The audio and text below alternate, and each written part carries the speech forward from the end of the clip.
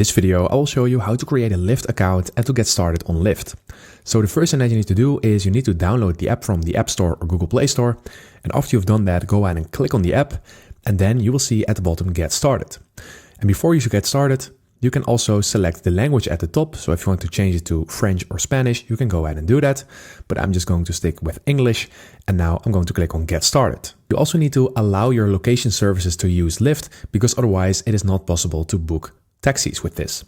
So after you've done that, you can go ahead and log in with your phone number, or you can log in with your Apple account or your Google account. And I'm just going with my Apple account, so I will see you after I've done that. So after you've logged in with your Apple or Google account, you still need to fill in your phone number. So I will fill it in and then verify it with the code, and then I will see you after that. So after you've done that, you can click on Next in the screen, and now it will ask you to send notifications, and I'm just going to allow that.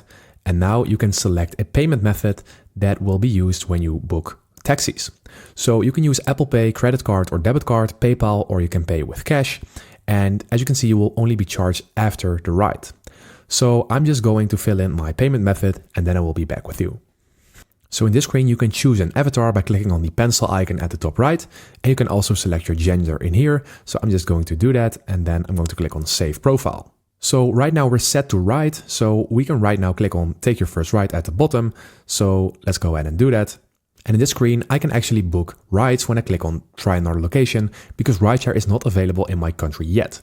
But if it is in your country, then you will see that in here. And then you can just click on this button and then start planning rides. So now you know how to create a Lyft account and to get started on Lyft. I hope this video helped you out. Please leave a like and consider subscribing. And then I'll see you in the next one.